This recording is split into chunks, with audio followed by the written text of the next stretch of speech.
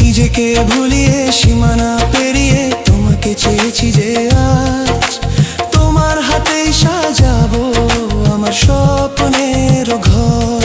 আমি তোমার প্রেমে পড়ে দুনিয়া ভুলে গেছি।